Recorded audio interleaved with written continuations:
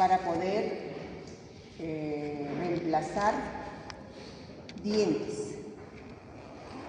Si ustedes observan a la población, sobre todo a la población adulta, ustedes tienen ya pacientes en clínica,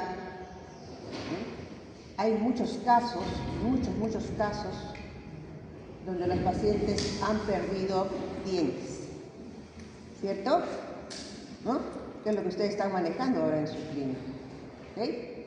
Entonces, la opción de colocar implantes en todos los pacientes donde han perdido la dentadura por X motivos, digo X motivos porque es muy amplio también, acuérdense, ¿no? Puede ser por accidentes, ¿no? Generalmente es por mala higiene bucal, generalmente y en su gran mayoría por mala higiene bucal. ¿Por qué? Porque la placa bacteriana, el biofilm dental, saben ustedes que lleva a originar la formación de ¿qué? De caries, principalmente caries dental. ¿Por qué tienen ustedes tanto trabajo y tanto récord en poder desarrollar tratamientos restaurativos, como son las obturaciones, ¿verdad? Las incrustaciones, ¿no? Como es para hacer endodoncias, ¿cierto? Endodoncias en cada diente diferente. ¿Por qué tienen ustedes todo ese aprendizaje? ¿Por qué hay tantas especialidades que toman esto? Para tratar de preservar los dientes en los diferentes momentos, ¿no? De afectación. Pero cuando ya nosotros hemos realizado todos los procedimientos para conservar dientes, empezando de la prevención, donde incluye y donde tenemos que aprender nosotros muy bien de periodoncia, ¿cierto? De periodoncia. Tenemos que aprender a enseñarle al paciente, tenemos que aprender nosotros a enseñar al paciente a reconocer cuáles son los factores o las causas de afectación de los dientes, y en este caso de pérdida de dientes.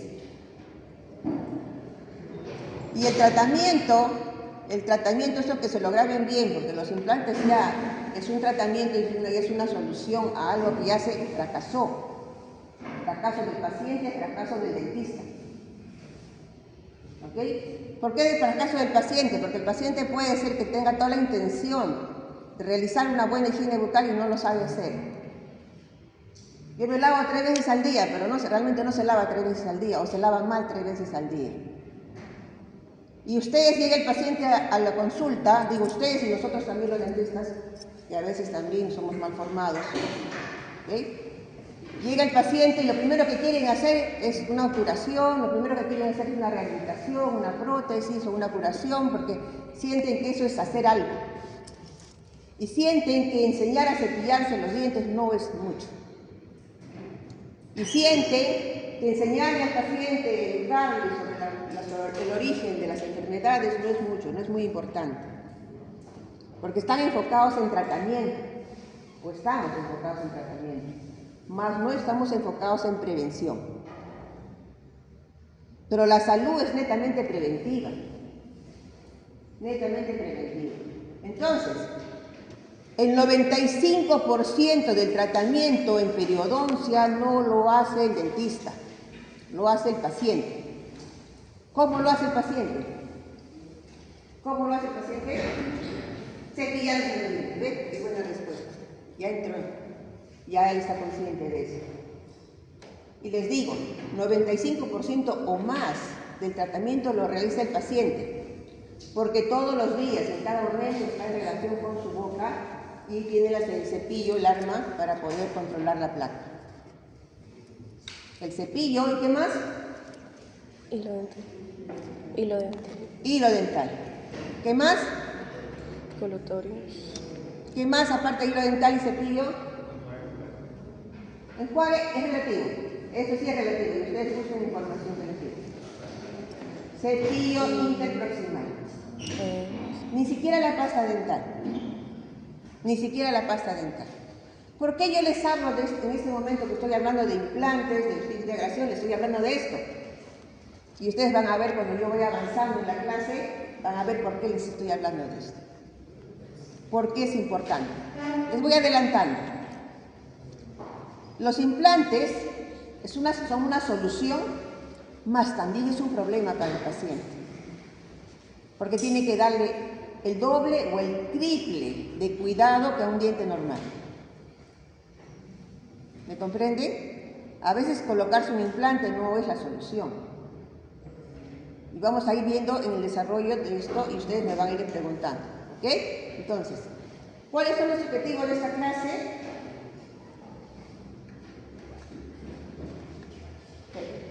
Vamos a ver. Vamos a comprender los mecanismos celulares y moleculares recientes que contribuyen a la osteointegración. Ya ese término, osteointegración, hueso integrado. Hueso integrado. Vamos a revisar las innovaciones en la superficie de los implantes, ¿no? Tratados con micro y nanotecnología y su impacto biológico, su impacto en los tejidos. Y vamos a reflexionar un poco sobre los retos y perspectivas futuras de la implantología. ¿Okay? Les digo, los implantes son una opción. Ahora se están estudiando otras opciones más. No es necesario que tomen fotos, no es necesario que graben. Bueno, si quieren grabar sí, porque lo que yo voy a decir quizá no esté aquí. Pero sí, la clase la van a tener. Ya lo tiene el doctor Gaitán. Así que no es necesario que tomen fotos. Concéntrense más en escuchar. ¿Sí? Entonces, aquí tienen ustedes al famoso implante dental. ¿Okay? Digo implante dental porque desde que se descubrió en forma accidental esta opción de colocar estos aditamentos en el cuerpo humano, en el tejido humano, se ha utilizado para otros tipos de problemas, ¿no? Como por ejemplo devolverle el aparato auditivo al paciente, ¿no? Hacen un implante de oído y le colocan ahí un implante, ¿okay? O estructuras óseas que se han perdido, se reemplazan también en la realidad, inclusive maxilares completos para mejorar la forma, la anatomía, la estética de los pacientes, ¿no? Y en otras partes más del cuerpo. Entonces, los implantes dentales, vean ustedes, son dispositivos que son colocados, insertados en el tejido óseo, ¿no? Para que se integren con el hueso, que se integren con los tejidos blandos y mediante este dispositivo se pueda devolver una corona dental. ¿Okay? Se coloca el implante en el tejido óseo, se integra este implante y es rehabilitado mediante un perno, una barra aquí, para poder ser luego restaurado con una corona dental. Así de simple es. Colocar un implante es bien simple. Es como atornillar una rosca, un tornillo en la pared o en una madera. Es bien simple, es bien rápido. Lo importante es conocer qué debo implantar, cómo debo hacerlo, cuáles son las características de los tejidos óseos, de los tejidos blandos, para que yo pueda colocar un implante que funcione en el tiempo, que se quede en la boca muchos años. ¿Ok? Eso es lo importante. Actualmente se pueden colocar implantes con mínima cantidad de hueso, como van a ver ustedes la clasificación de hueso después. Se pueden colocar implantes con mínima cantidad de hueso, haciendo procedimientos reconstructivos de rebordes. La opción de implante es muy amplia. Entonces, hay muchas opciones. Y es por eso importante también saber que cuando voy a hacer una extracción dental, tengo que preservar mi lecho. Tengo que preservar el hueso que voy a yo dejar. No lo voy a llevar al paciente y le voy a extraer el diente como hacían antes. Yo me acuerdo cuando yo estudiaba en la universidad, trabajamos sin guantes, sin nada, ¿no?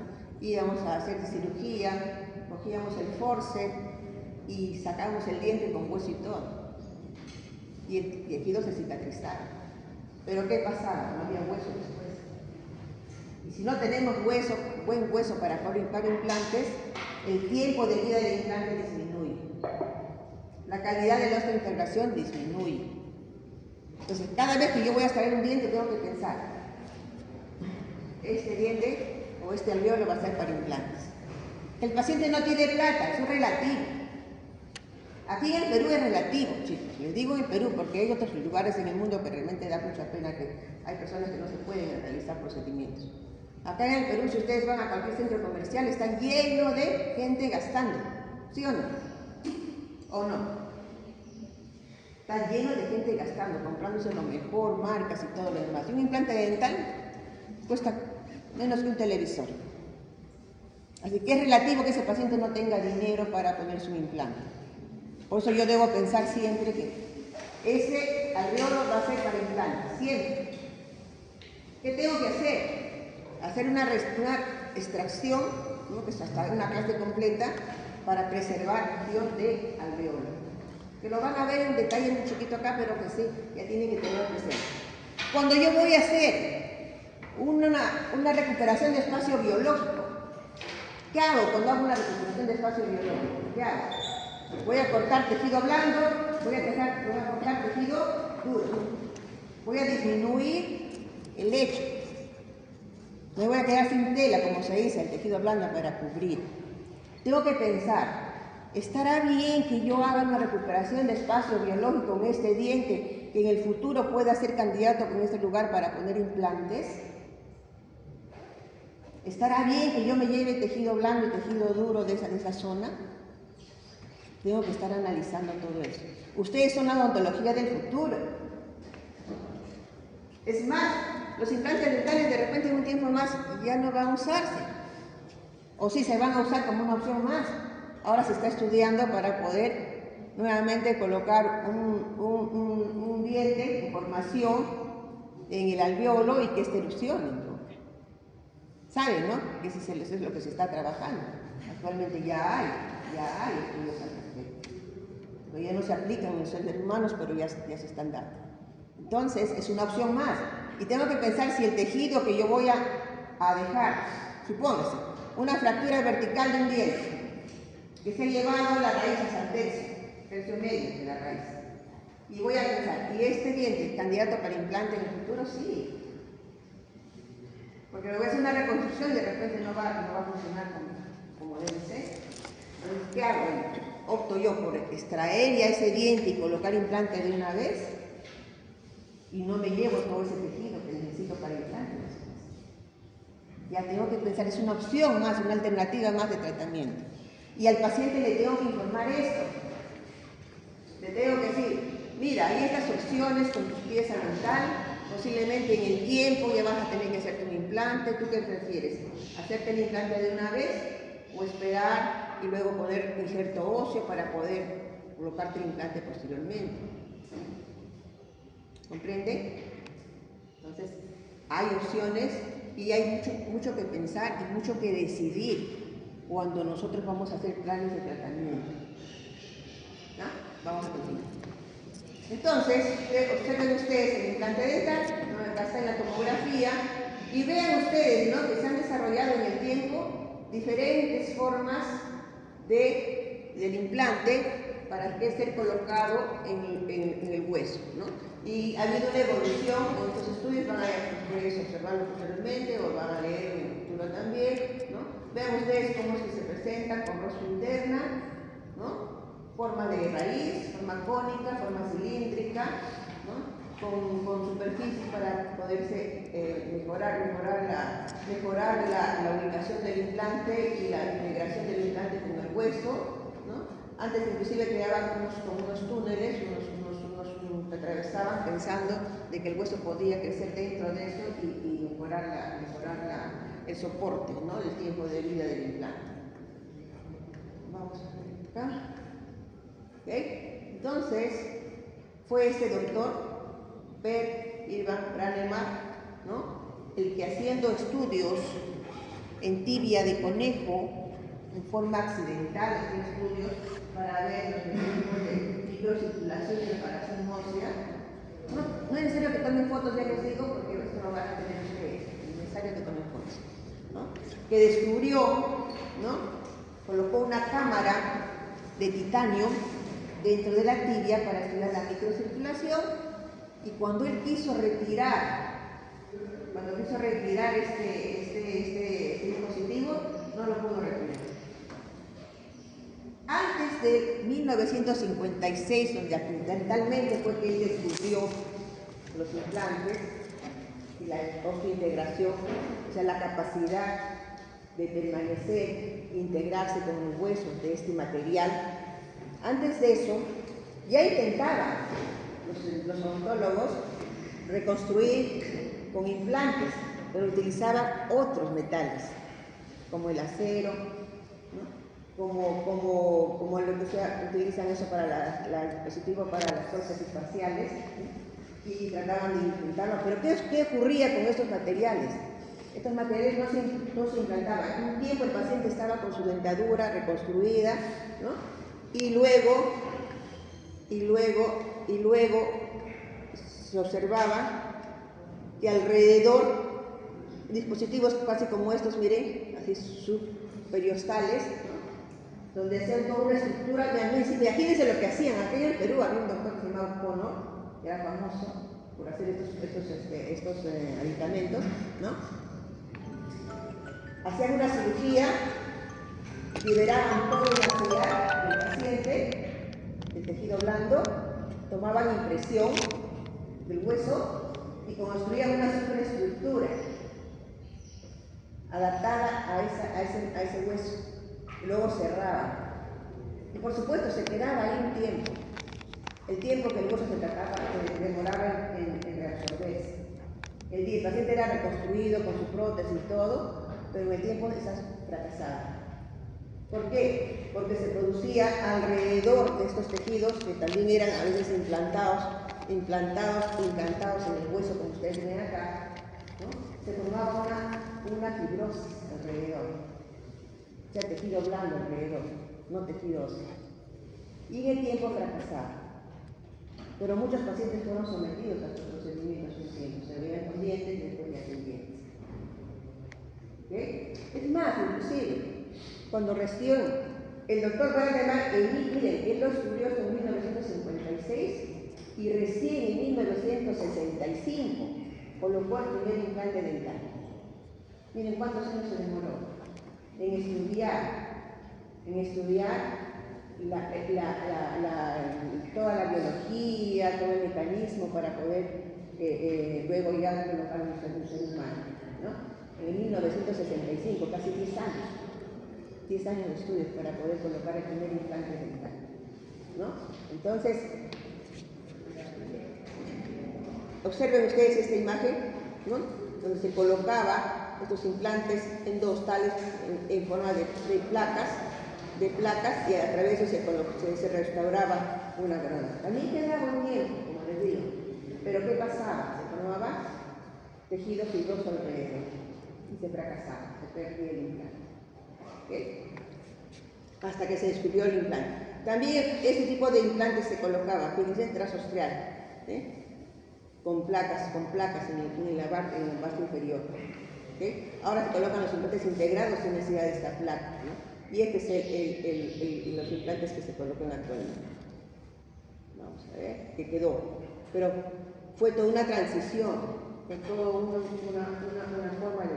Yo les cuento algo, ¿no? Si ustedes van a revisar un poco de historia, usaban antes, inclusive, prótesis, no había esos materiales que se colaban, se formaban, no lo conocían. En la Edad Media, por ejemplo, utilizaban maderas con dientes naturales incrustados, así sonreían. ¿Se acuerdan, no? Todas las reglas de los reyes, de las reinas, que solamente sonreían sinceramente. ¿Saben por qué hacían esto? Porque tenían caries, habían destruido los dientes, no tenían dientes, entonces tenían prótesis a veces con dientes naturales que tenían reconstruidos, entonces hacían todo eso porque no podían mostrar su dentadura. No sabían cómo prevenir pues tenían instalaciones. Sin embargo, ya en Egipto, ¿no? Se han encontrado restos de corales destrozados en Egipto, tratando de reconstruir. Y se han encontrado corales que han sido ya integrados al hueso. Y miren, años atrás inclusive se trataba de reconstruir, pero no se aplicaba en la odontología como debía ser. Entonces, esta es la definición, ¿no? La definición clásica utilizada por Brademar, que muchos años se estudió y se definió. Cuando ustedes vean también estos libros van a encontrar esa definición de su integración, ¿no? Como una conexión directa, estructural y funcional entre el hueso vivo organizado y la superficie del implante que soporta una carga, o sea, cargada. Quiere decir, una unión, una integración entre el hueso y el implante, pero sometido a la carga que es a la función. Esa es la definición clásica de osteointegración. ¿Okay? Entonces, esto incluía factores como estabilidad primaria, biocompatibilidad, carga mecánica y el protocolo quirúrgico que se utiliza. Eso lo vamos a ver en la próxima clase, todo el protocolo quirúrgico de implantación de implantes, ¿no? Y la importancia de la superficie de implante, como era rugosidad, ¿no? La superficie química y los macrodiseños. Esto es lo clásico, lo que se estudió durante muchos años. Pero se veía que no había éxito en el tiempo. ¿Qué pasaba? En el tiempo, ¿no? Se exponían, ustedes han visto este implante aquí, vamos a retroceder, aquí, el implante colocado, integrado en su posición, dormía 6 meses a veces para que se integre, para que no haya peligro de que se pierda el tejido óseo, ¿no? Esa era la idea, porque era de titanio puro. Entonces, estas roscas con el tiempo, ¿no? Quedan sometidas a la carga de la función, con el estrés, se la sobrecarga, porque se colocaban después de la carga, se colocan en la carga, los instantes, para ver por qué, ¿no? Y además sometido a todo el peligro ambiente bucal, ¿sí? a la microbiota bucal, ¿no? Que también es la que produce la enfermedad periodontal, todas las enfermedades periodontales, ¿no? Eran sometidos a todo esto y se perdía tejido óseo. Se perdía el tejido óseo, se producía una reabsorción, se exponían inclusive las roscas de los implantes y ya comenzaba ya la ida se encuentra en el implante, ¿no? Por supuesto, como este implante estaba insertado en el hueso y tenía una longitud tal que demoraba todo este proceso infeccioso en destruir todo este hueso alrededor, ¿no? Se quedaba inmóvil. Pues habían parámetros para medir, ¿no? Un diente natural, ¿no? Movilidad, ¿no? Como uno, menos de 1 milímetro, ¿verdad? Movilidad como 2, más de 1 milímetro, ¿verdad? Movilidad como 3, de movimiento en sentido vertical. Ya no tiene solución en ello, ¿verdad? ¿Sí? En el implante no era así, porque el implante tenía hasta 2 milímetros de hueso y no tenía movilidad. Entonces no era un parámetro, por ejemplo, para medir el fracaso del implante, pero sí la pérdida de estructuras de tejidos alrededor del implante, que se llama periimplantitis. Periimplantitis. Así como se llama periodontitis cuando están los tejidos periodontales, ¿vale? Periimplantitis en el caso. Listo. Y ahora, ¿cuál es la definición de ahora de esta integración? Miren cómo varía el tiempo. Cuando empezaron los implantes, yo no quería colocar implantes. Miren, yo soy de la primera promoción de periodonte, del tercer periodonte de acá de la comunidad. Antes no había. ¿Okay? Los colegas se iban a estudiar a Estados Unidos, que venían acá y estaban las cátedras y nos enseñaban a nosotros. Luego se formó con la doctora Antonio, se formó la especialidad desde la primera promoción.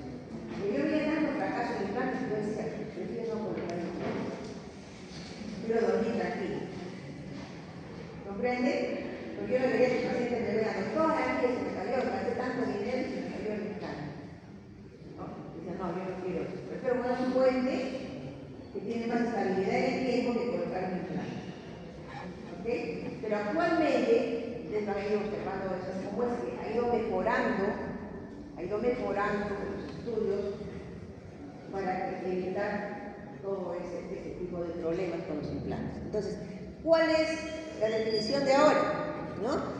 Es un proceso biológico dinámico, pero dependiente de la interacción continua entre, vean ustedes estas características que estamos azul, la biología del hueso. Es muy importante la biología del hueso, ¿no? Cómo se comportan las células, el proceso de vascularización y la inflamación debe ser controlada. Quiere decir que si yo tengo un paciente sano, ¿verdad? Sano, este implante se va a comportar mejor. ¿Cierto? Que si tengo un paciente, por ejemplo, fumador, o que si tengo un paciente con diabetes no controlada. ¿Está claro? Entonces, se analiza y se estudia así y se controla de esa manera. Y luego, las características avanzadas del implante. El implante en el tiempo se ha ido mejorando. Ya no solamente es titanio puro, sino que su superficie también ha tenido una evolución de tratamiento. Harinado, cicloarenado, ¿no? Han colocado hidroxapatita en la superficie para que mejore la integración con el tejido óseo, han colocado hidróxido de aluminio, han colocado sobre esto biocerámicas, ¿no? Luego ya actualmente hay implantes de circonio, ya no de titanio, sino también de circonio, tratando de mejorar las características del implante, ¿no? Que tiene también indicaciones, ahora vamos a ver, ¿no? Y actualmente se está trabajando con una laser block, una capa de láser, ¿no? de tratamiento de láser de la superficie, ¿no? Que es lo que está dando mejor resultados actualmente. Entonces, los costos varían. Ustedes van a encontrar en el mercado una variedad de implantes, ¿no? Desde americanos, europeos, diferentes marcas, brasileños, van a encontrar coreanos, chinos, inclusive. Entonces, los precios varían. Y ustedes dirán, ¿pero por qué? ¿Yo puedo colocar este o este? Y tienen que saber por qué sí y por qué no. ¿Y qué va a pasar con el implante que ustedes elijan para el paciente en el tiempo? ¿No? Pero teniendo en cuenta también, como les digo, la biología del paciente.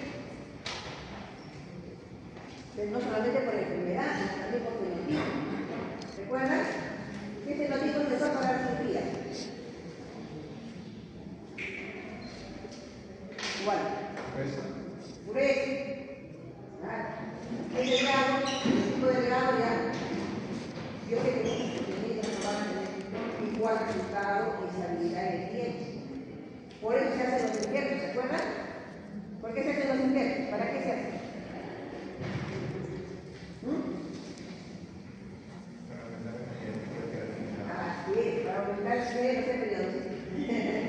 Para aumentar la cantidad de líquido que era utilizado, para mejorar el biotipo, ¿verdad? Para mejorar el biotipo. Y con ese biotipo ya podemos trabajar con más tranquilidad, ¿ok? Con más seguridad, ¿ok? Entonces, y además, también tenemos que tener presente, ¿no? Las cargas biomecánicas funcionales. Cuando hablo de esto, hablo de función o función. ¿Ok? Para colocar implantes tenemos que hacer un buen análisis usar del paciente. ¿Verdad? Tengo que ver cómo va a funcionar. ¿Cómo voy a cargar los implantes? No puedo cargar implantes con dientes. ¿Por qué no? ¿Por qué no podría cargar implantes con dientes? Porque el diente tiene movilidad y el implante es líquido. ¿Verdad? Entonces, ¿qué va a pasar? Ustedes vieron ese canal también en la mitad del implante, hay unos tornillos, porque la base del pilar está atornillada. Pongo el implante, luego atornillo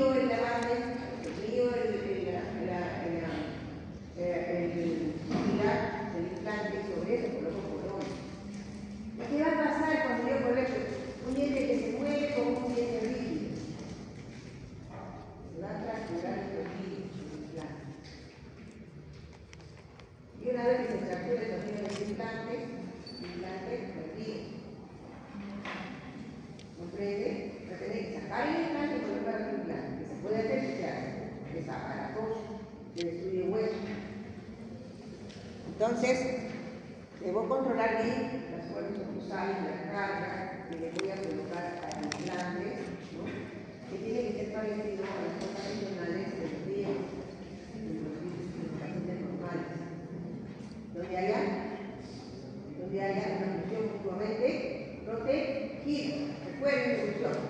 Una función mutuamente protegida. ¿Dónde? Los dientes posteriores protejan a los anteriores y los anteriores protejan a los posteriores. Y controlar que el paciente es bruxómano o no. Porque si el paciente es bruxómano me va a cargar más. Y me va a fracturar. Pues hay muchas cosas que yo tengo que controlar en el tiempo para poder tener un ambiente adecuado con cargas funcionales. Y controlar, porque eso no se puede funcionar, el microambiente inmunológico local. ¿Sí? Si yo tengo un paciente que tiene periodontitis y constantemente me está caránula y biofil lleno de bacterias en otros dientes y en los implantes, no sé los resultados. Por eso les inicié hablando de la clase sobre prevención, ¿recuerdan? Inicié la clase hablando de prevención. El cepillado dental, que está llegado tarde. Importante que el paciente comprenda y aprenda, primero, antes de ser tratado, de que él hace más del 95% del tratamiento en la boca.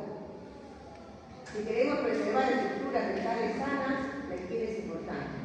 Si queremos preservar los procedimientos que hemos realizado en el tiempo, la higiene es importante.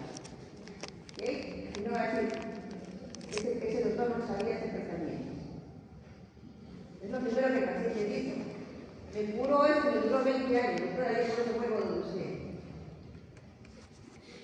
Por eso me traen pacientes. Por eso no tengo letreros en mi consultorio. Y no tengo problemas con los estacionadores. ¿Ok? Pero si no, tendría que estar poniendo mi letrero, haciendo marketing y todo para poder tener pacientes. Porque los pacientes mismos se recomiendan unos a otros. Se recomiendan cuando nosotros les enseñamos todas las estrategias para que puedan cuidar, ¿no? Un paciente, a veces uno dice, no hay que matar a la gallina de huevos de oro. Pero justamente no hay que matar a esa gallina de huevos de oro enseñándoles a ellos a cuidar.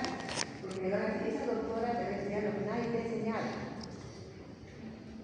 Lo primero que viene el paciente a mi consultorio y no le digo, trae sus cepillos, ¿saben lo que yo hago? Me regalan los cepillos.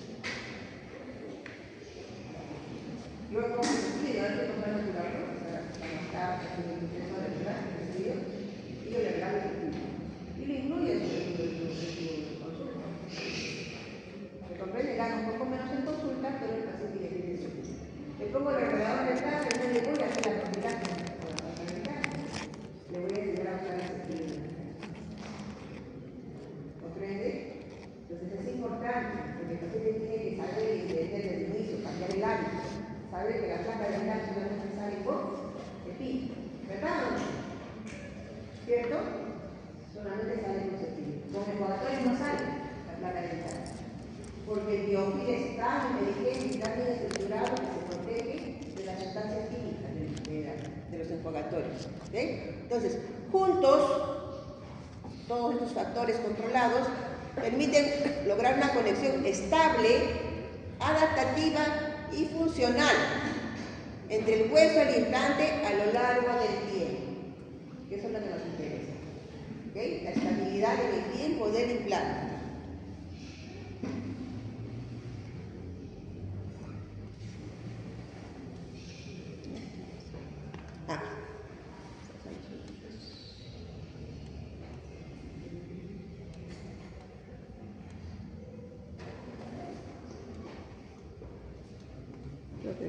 No, es español. ¿No? Entonces, ya les mencioné que es importante, primero, en todo tratamiento odontológico, primero es estudiar, no decirle de mente. Este espacio, sí, usted tiene que hacerse un plan. No, usted tiene que hacerse un endodontia. Usted tiene que hacerse periodontia. Pero hay que saber cómo, cuándo, dónde, ¿no? Qué tipo de material voy a utilizar, etcétera, hay que explicar entonces precisamente al paciente. Para eso requiero hacer un buen diagnóstico. Es importante. ¿Okay? Un buen diagnóstico.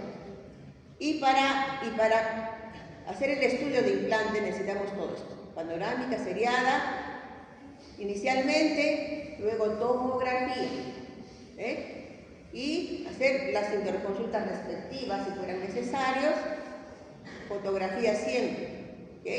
El diagnóstico es muy importante tener claros los objetivos para llegar al tratamiento. Muy importante. Para ver qué debo evaluar para los implantes, ¿no? Que debo ir evaluando para los implantes. Primero, es importante que conozcamos y que tengamos presente, ¿no?, el lugar donde va a ir el implante, ¿cierto? Y este implante va a ir en el reborde anular, ¿no?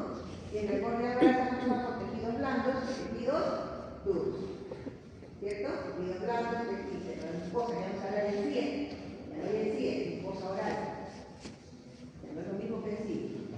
El CIE tiene infecciones de fibras periodontal, ¿recuerdan? La mucosa ya no. La mucosa tiene tejido conectivo que está infectado de hueso, ¿cierto? Tejido conectivo y cubierto por epidelio, ¿cierto? ¿No? Y conozcamos un poco de la anatomía ósea. Si se acuerdan ustedes, tienen claro, ¿no?, donde tenemos el hueso,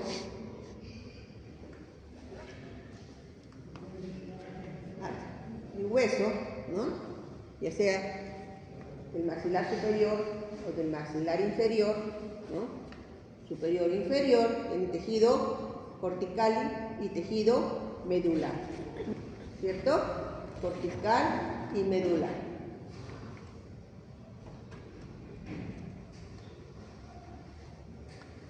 ¿Está?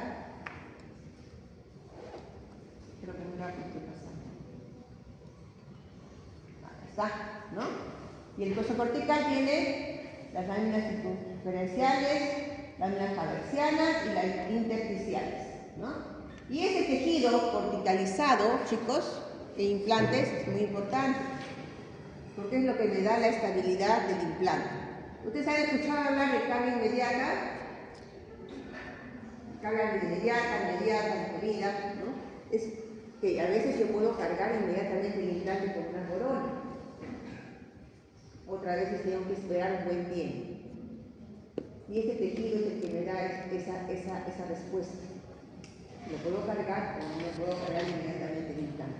Hay pacientes que entran al consultorio y salen con su diente sobre el implante. ¿Ok? Y hay otros que van a demorar un tiempo más, a depender de esa estabilidad primaria, que le da el tórico.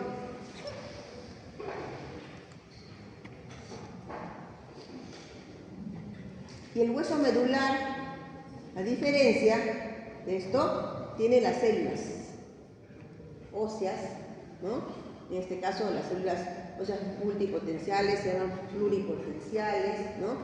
Y tiene los osteoblastos y los osteoclastos, ¿no?, que es la que se encarga de la remodelación ósea, ¿cierto? Las células multipotenciales o pluripotenciales son células que van a generar, ya sea tejido conectivo, ¿no?, de diferentes tipos, son las que se transforman, ¿no? Y ellas van a generar también osteoclastos, células jóvenes, ¿no? Los osteocitos son las células ya mayores, ¿verdad?, que con la piel ya van a desaparecer. Entonces, estos osteoclastos son los que tienen las sustancias que van a activar la formación de hueso nuevo, ¿okay? Y los osteoclastos son células que vienen de la sangre que van allá a devorar a las células que ya están viejas, ¿okay? O también, ¿no?, a los tejidos que se encuentran en mal estado. Entonces, acá vamos a encontrar nosotros las trabéculas óseas, ¿okay? Y a este se le llama en casualidad la estabilidad secundaria, ¿okay? Pero es importante para la formación de la integración. Claro, ahí está el tejido celular viable.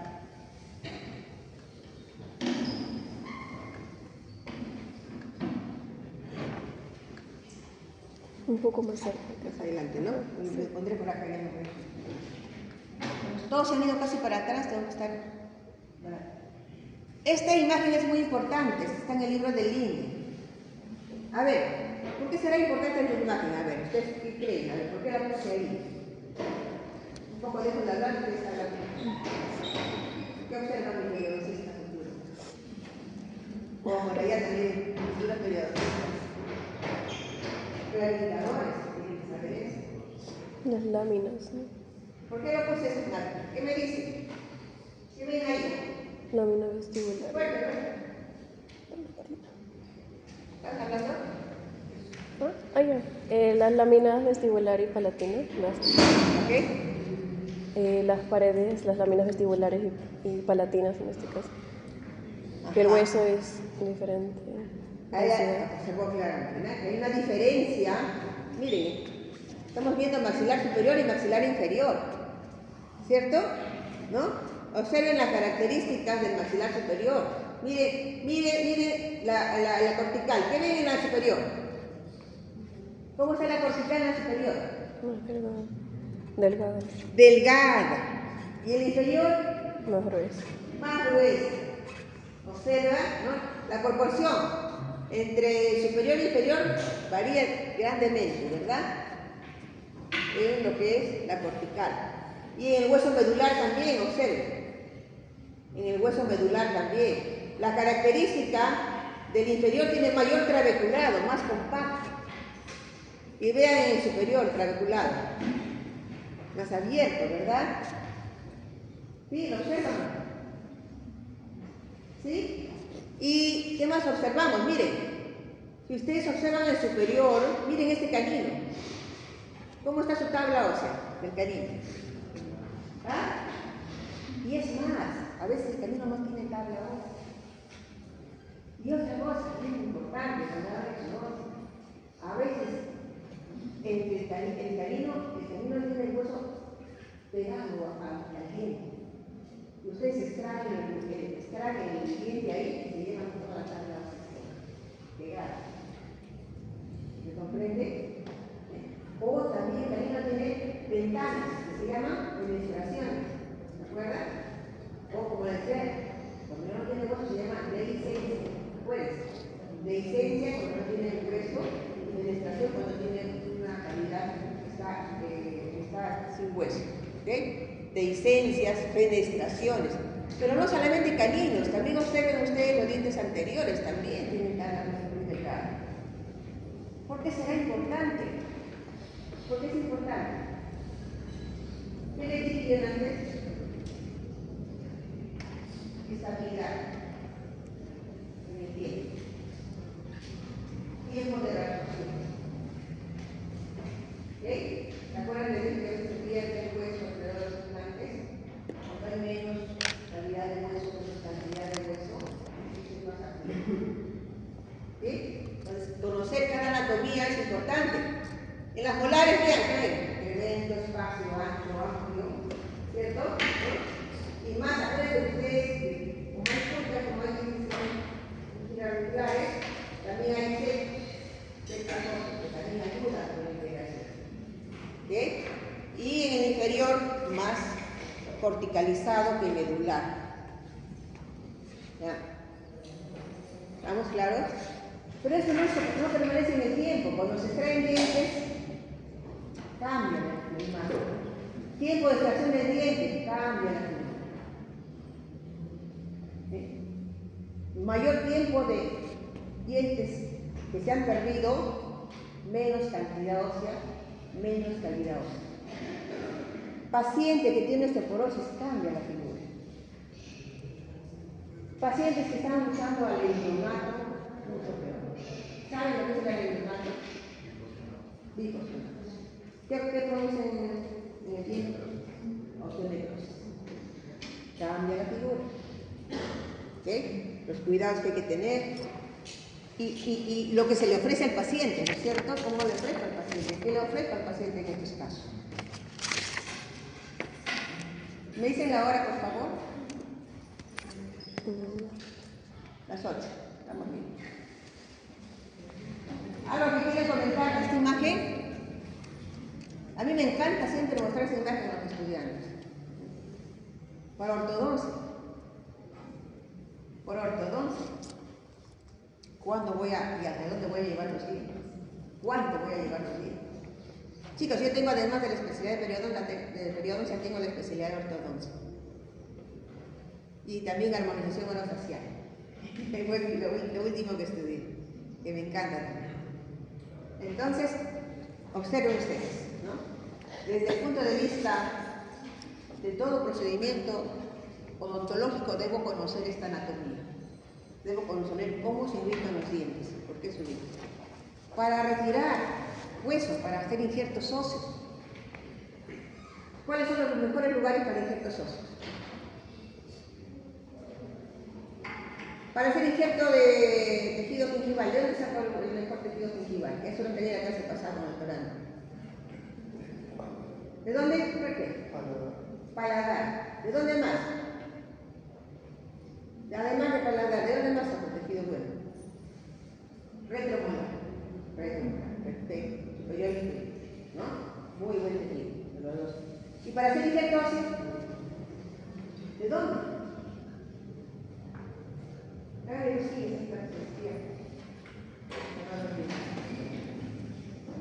hacer injerto óseo, ¿dónde quieren que lo tomar? ¿No? No hay, ¿no? Acá está, ¿sí? La rama, la posterior, ¿no? Y mentón, del mentón. ¿Ok? Entonces hay varios que voy a tomar tejidos. Y es importante que conozcan eso. Por ejemplo, de aquí no puedo tomar hueso, no hay. Pero sí hay en la rama posterior del maxilar inferior, ¿cierto? De ahí puedo tomar tejidos para hacer injertos. La próxima clase les voy a tener un videíto donde van a ver una técnica combinada de colocación de implantes con regeneración ósea guiada, ¿okay? Colocación de implantes con regeneración ósea, ¿okay? Aumento horizontal de tejido y con injerto de tejido blando también. La van a ver, eso va a estar muy interesante, ya lo tengo listo el videíto. Bueno, un poco conocer sobre la biología ósea.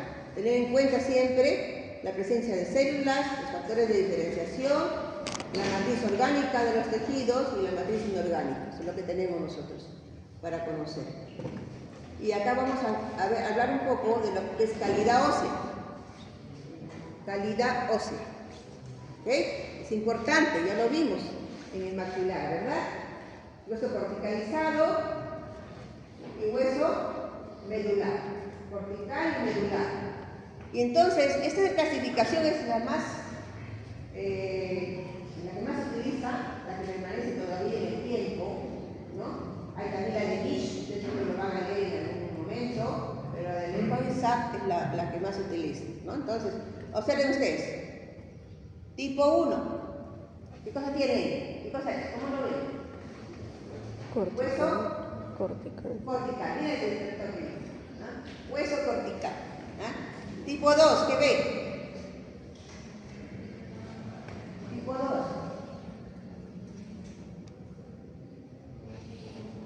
Hay hueso cortical y hueso medular. ¿Cierto? La proporción, excelente.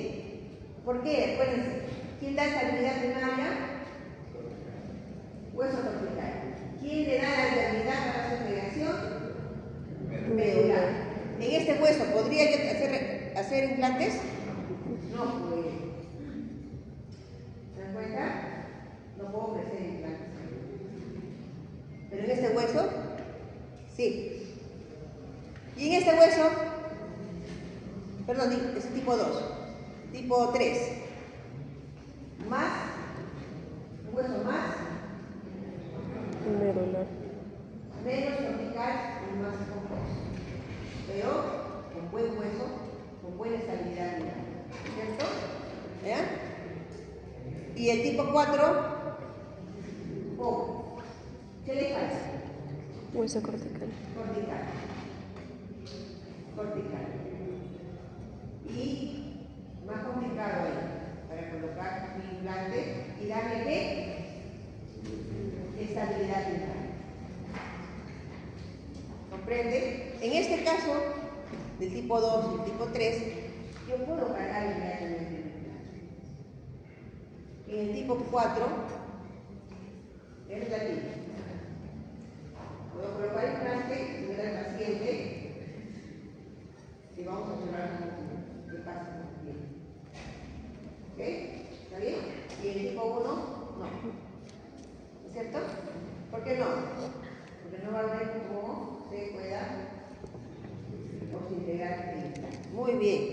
clarísimo.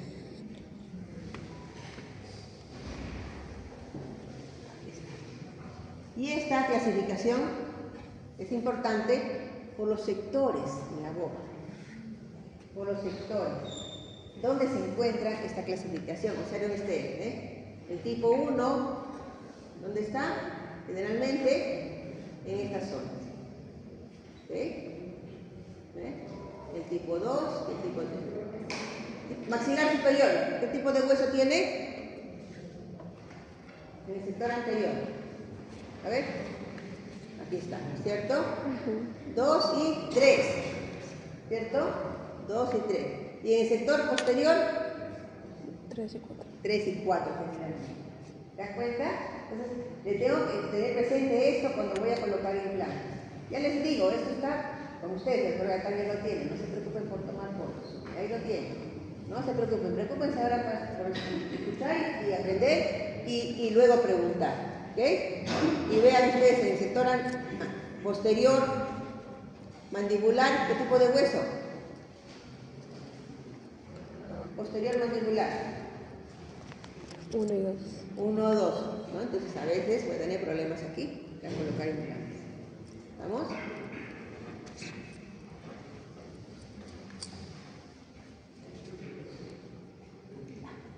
Esta imagen yo les he traído justo hablando de las extracciones, justo pensando en que ustedes entiendan el por qué es importante hacer preservación del reborde cuando voy a extraer. ¿Qué? ¿Por qué es importante? ¿Cómo se hace una preservación? ¿Saben cómo se preserva el reborde? ¿No?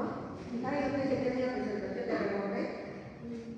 Después de la exodosia se coloca en el alveolo, donde se coloca la luz. De nuevo, más fuerte. Después de la exodosia, dentro del alveolo se coloca como... No estoy segura del nombre, es como un polvillo. Ya, cualito. Para preservar el alveolo. Miren, ya tiene idea, ¿ven? Es una preservación del reborde. Cuando ya hablan de un polvito, ¿no? Es el material injerto. Es material injerto. ¿Qué se hace? Vean ustedes. Este es un diente que ya no tiene solución. Un diente tratado odontológicamente, con una fractura, que ya no va a quedar, ya no se puede tratar. No se tiene ya problema. Entonces ya se opta por hacer la exodosia atraumática de ese diente. ¿Okay? Atraumática. Significa que te digo atraumática que no tengo que romper tanto. Tengo que minimizar la cantidad de huesos que se va a perder. Observen ustedes esta pieza que ustedes ven por vestibular no tiene tabla, casi nada. Creo que tiene un milímetro de hueso, ¿ven? Lo observan, ¿verdad? Por palatino tiene más hueso. Observen, por palatino tiene hueso y por vestibular casi nada de tabla. Cuando yo hago la extracción de esa pieza no puedo hacer ese movimiento que no puedo. ¿Qué está haciendo ustedes en el movimiento? Ingresan en el botador. ¿Qué es el botador? ¿Qué hacen con el botador? Palanca, ¿no es cierto? Palanca para que el hueso se extienda, etcétera, o se fracture y se mueva el diente, y una vez que el diente se movió, ¿verdad? Ya no puedo hacer eso. Hay instrumentos especiales, finitos, delgaditos, para poder ingresar en todo este espacio periodontal, estos espacios, donde está el ligamento, y hacer micromovimientos y observar si el diente tiene movilidad. Pero yo para hacer esto tengo que hacer primero una tomografía. Y en la tomografía voy a ver si tiene periodonto o no tiene periodonto, o si el diente está anquilosado o hueso. Yo no voy a hacer una exodoncia sin tomografía, porque me corro la por de que haya, ¿qué les dije?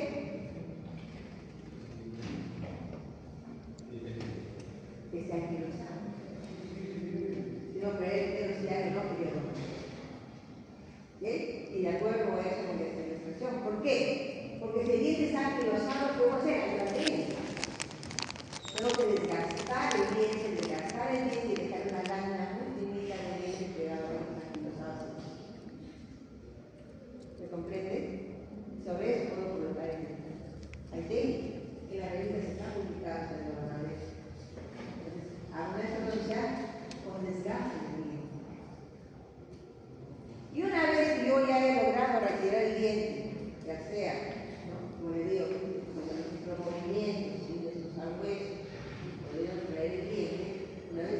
a hacer eso, voy a colocar injerto. Injerto. ¿Qué tipo de injerto? ¿No saben qué tipo de injerto? También lo saben. ¿Saben? El hueso. De injertos óseos se llaman aloinjertos, cuando son tenidos de cadáveres humanos. Seno-injertos, cuando son tenidos de animales, huesos de animales, cadáveres de animales, generalmente de canto o de ovino, ¿ok? Carnero, ¿ok? Y también hay los injertos aloplásticos, que son materiales orgánicos, tipo hidroxapatita, ¿no? Se son colocados. Los sulfatos de calcio también hay, ¿no?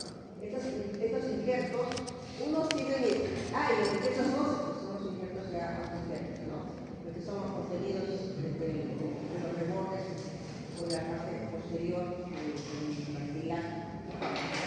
Estos injertos generalmente se combinan con estas plaquetas. Lo han visto, ¿no? En el Congreso hubo una presentación de estas plaquetas y se colocan en los alveolos.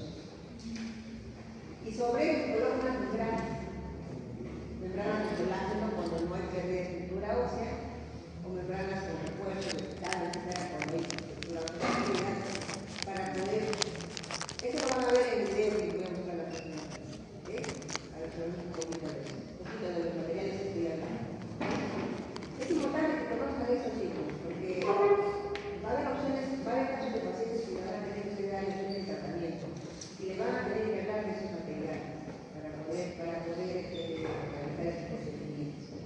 Tienen costos diferentes de acuerdo a la calidad, a la casa que lo produce, a lo que ofrece la casa y al material, tipo de material. Estoy mencionando eso. El más barato es el que sacamos de nuestro hogar, pero el más traumático es el que tenemos en la zona operatoria, ¿no? Y los otros materiales que tienen éxito que son buenos para poder restaurar. Entonces, estos materiales son colocados dentro del alveolo con la membrana y se cubren. Y se produce la preservación del alveolo. ¿Para qué? Para que sea tratado con no puede estar mucho tiempo dormido, material, se reabsorbe. Tienen tiempo, 4 meses, 6 meses, y luego tiene que ser colocado en el plano. Si no, se pierde. En este caso mostraron, miren esta imagen de antes y después. Miren con las medidas, y se observa que a pesar de que se hizo una extracción atraumática, ¿no? A pesar de eso, lógico, se preservó el alveolo como para poder colocar un implante. Miren cuánto, todo este hueso que ustedes ven es el que se ha preservado, pero siempre hay una pérdida de casi 2 milímetros, haciendo todo eso.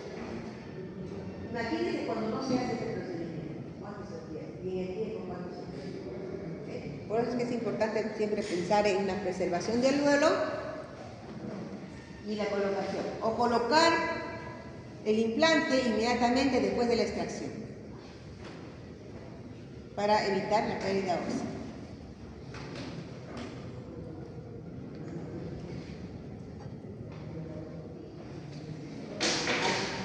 Entonces, hablamos sobre cantidad ósea. Miren, les dije, hay una retracción del coágulo, invasión del tejido conectivo, miren, el lecho alveolar, ¿no? Y esto evita que se forme un hueso adecuado y se produce el colapso del alveolo. Fíjense, miren ustedes, de un alveolo bien extraído, y a uno que ya está reabsorbido. ¿Qué tipo de hueso será esto en calidad? Tipo 2, tipo 3, ¿no? ¿Sí? Tipo 2 o 3, ¿no? Y este de acá, y la altura ya no tiene cantidad. ¿Se dan cuenta? Ya no hay cantidad. Cuanto más tiempo permanece sin rehabilitar, más huesos se pierden en el tiempo. Entonces acá hay otra clasificación justamente para ver esto, cantidad ósea. También con el mismo autor, ¿no? A, B, C, D, ¿no? Pequeño nada de absorción, moderada, severa, recipiente basal, ya no hay hueso cortical medular y una erupción avanzada. Entonces tampoco se puede ofrecer en un paciente que tiene un problema avanzado, por ejemplo, un implante que no va a ver, donde células viables para eso. ¿Se dan cuenta? ¿No? Entonces, en algunos casos sí, por eso es importante tomar la tomografía. Y las combinaciones, por supuesto, se dan, ¿no? Calidad y cantidad. Acá, ¿ves?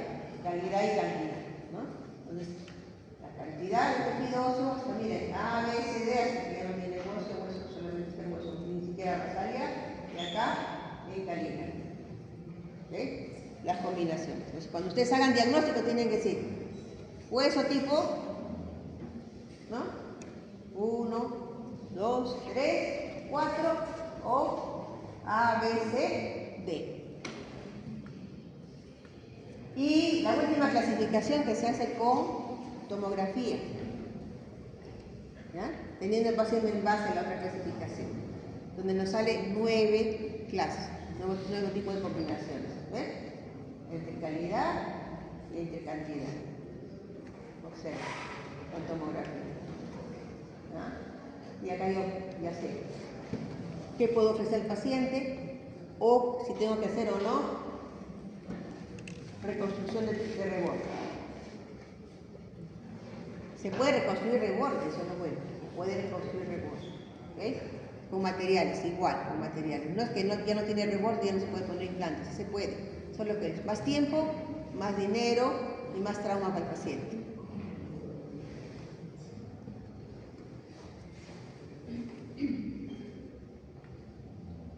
Y eso para mostrarles cómo en el tiempo que ya les había mencionado, cómo en el tiempo se ha ido transformando la superficie de los implantes para mejorar la respuesta, para mejorar el tiempo, para mejorar la respuesta de los tejidos, tanto duros como blandos, ¿eh?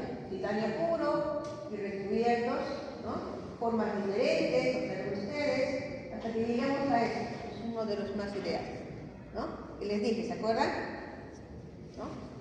También ha habido modificaciones, y observen ustedes en la parte coronal, vean ustedes, conexión interna, antes había conexión externa, como es ustedes, conexión interna, esta es la conexión interna, después había la plataforma Hitching, que les decía que era la mejor, y ahora ya no está la tercera, ¿no? Y inclusive si ustedes observan, miren, pulidas las superficies, quedaban con el tejido blando, decían que era la mejor, que decían, ahora ya no. Ahora cambió todo esto, ahora llegamos a esto. Les dije, ¿se acuerdan? Que era con tratamiento de láser en la superficie, ¿no?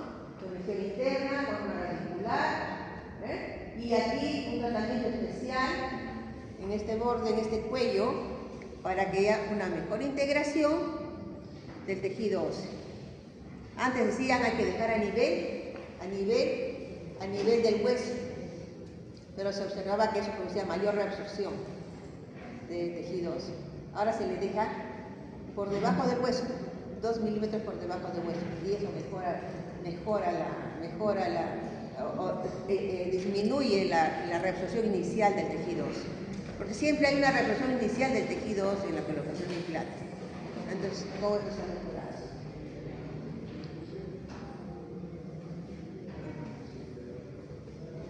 Y acá hablamos un poquito para que vean ustedes cómo se produce esta integración, lo que habíamos hablado, proceso biológico dinámico, ¿no?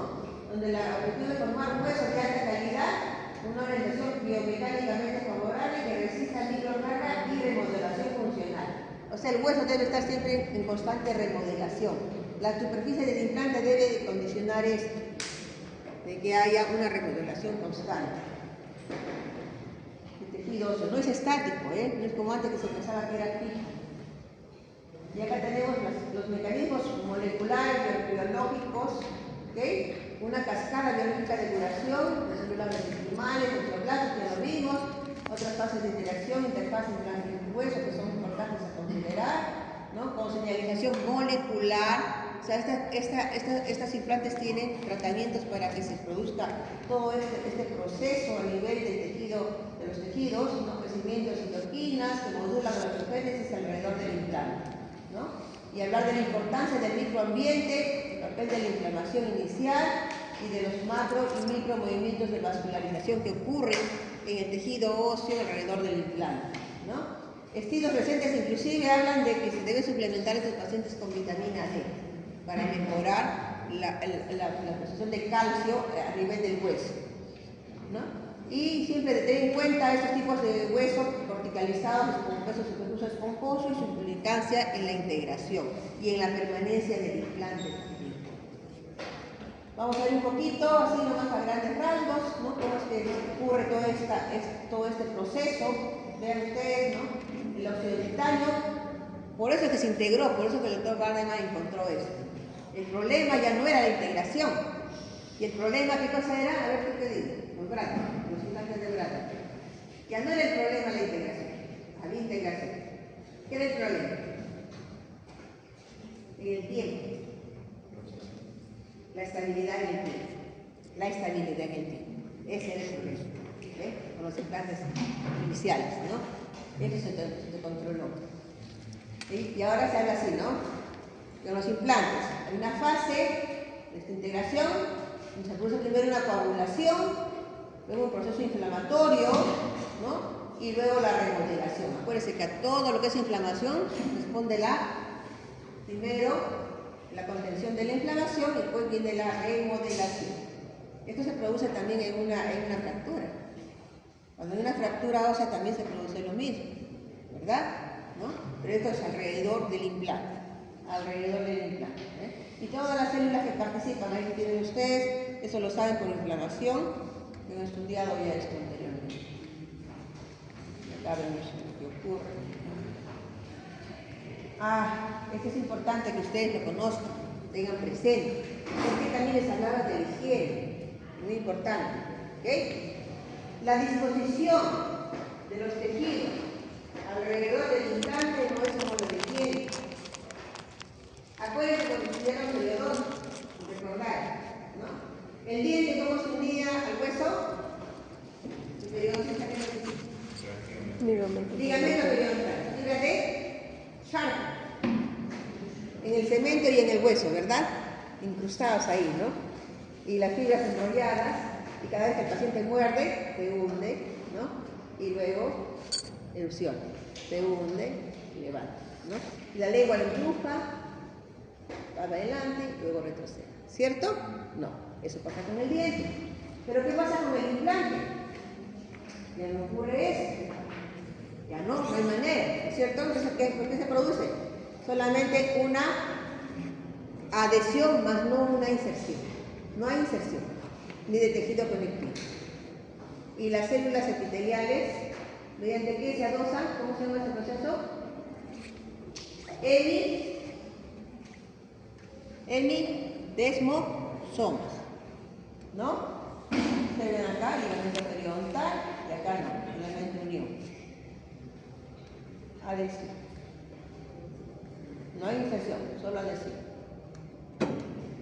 Acá observen también, ¿vean?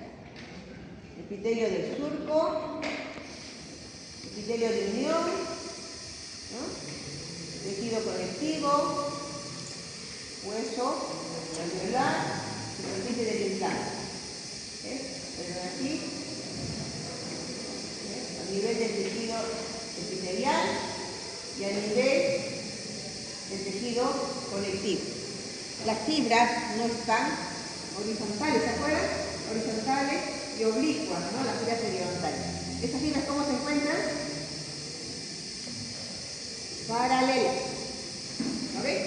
Paralelas, sí. Paralelas, no están así, están paralelas. El epitelio, el hemidesmosomal y el conectivo con fibras paralelas adosadas, no insertadas. ¿Y esto qué significará? Porque será importante conocer esto. Porque la unión es más débil, como entienden. La unión es más débil. Si se afecta por el microambiente, se va a enfermar más rápido. No va a resistir la inflamación como un diente. ¿Sí? Entonces, hay posibilidad de enfermar y pérdida. La tenemos también, ustedes en el diente, miren el epitelio cómo es diferente. El epitelio del diente, miren cómo se encuentra. El conectivo del diente, miren. Y miren el implante, más delgadito. ¿Observan? Más delgado. Y acá hay una característica que ustedes lo van a leer. Yo no lo voy a leer yo, esto lo van a leer ustedes porque lo van a entender, que son muy importantes para recordar entre la diferencia entre diente natural y implante. Y si ustedes acá observan nomás, no está bien. Implante no hay movilidad, es líquido, ¿no? Y la presión baja. Es más, no se siente, no tiene líder. ¿No les va a doler al paciente? No le va a doler. Para que le duele tendría que formarse un absceso. El paciente no hace dolor, me duele mi implante, no le va a doler. Que si viene con dolor de diente. Y al implante, cuando llega el paciente porque está muy mal, ya es porque se puede perder el implante. Por eso es importante tener los controles más seguidos, los controles de mantenimiento. ¿Se hace cirugía en implantes? Sí. ¿Se hace regeneración en implantes? Sí. ¿Se hace injertos en implantes? Sí. ¿Se pone hueso en implantes? También se pone igual que en el diente. ¿Ok? ¿Ok? Estas son las tecnologías, como les digo, que se prepara los implantes. Y acá tenemos algunas imágenes. Por ejemplo, este es un arenado y con grabado ácido. Miren cómo se encuentra el hueso alrededor del implante. Este es un esquema muy interesante. Miren acá, a un lado, ha graficado un implante de circonio. Y al otro lado, un implante de titanio. ¿Qué es lo que más está en boga? ¿Qué es lo que se está utilizando? Pero que hay indicaciones para cada uno de ellos. El circonio es un biotipo hueso, con buen tejido blando, funciona. Y una zona estética funciona. ¿Qué diferencia hay entre el titanio y el implante? El implante de circonio es más frágil. Es más frágil. ¿Okay? Y también es más débil.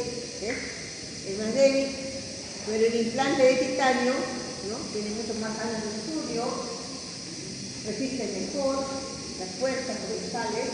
Por ejemplo, un glucómano no puede utilizar el implante de circonio, pero sí de titanio. Pero ¿qué es el beneficio del circonio? Ustedes dirán. Si ustedes ven acá en las imágenes, acá van a mostrar, lo van a leer en su computadora, ¿no? Que hay una mejor respuesta de los tejidos a la inflamación. Hay una mejor adhesión del implante al hueso. Lo malo es que no se puede trabajar como el implante de titanio. El implante de circonio se prepara y luego se coloca con nosotros. Entonces no le puedes dar la manipulación que le das al titanio. Pero que sí, es una función estética inmediata que funciona. Con buen hueso también, como les digo, con buen tejido.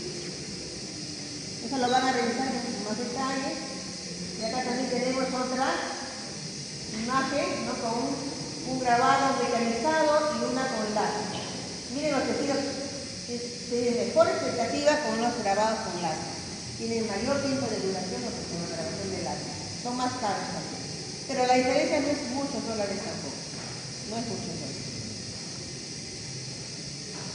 Bueno, y esto es lo último que se está haciendo, estudiando para poder ver la estabilidad de los implantes, ¿no? Son equipos que son colocados en el implante para medir la resonancia que tiene estos implantes y para poder evaluar la rugosidad, ¿no? La superficie, la presencia de citoblando, el hueso implante, etcétera, para poder mejorar la estabilidad del implante.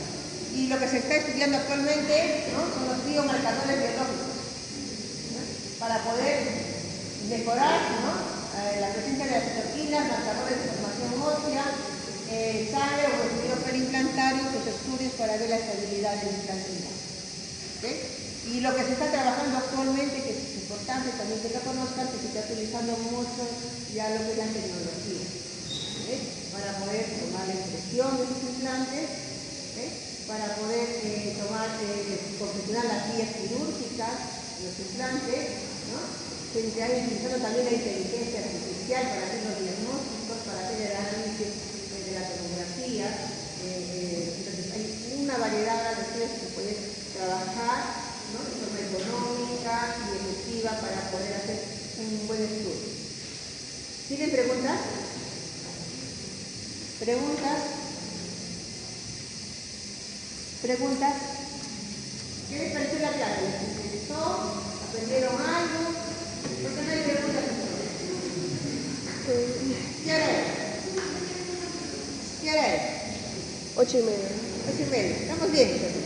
¿No hay preguntas?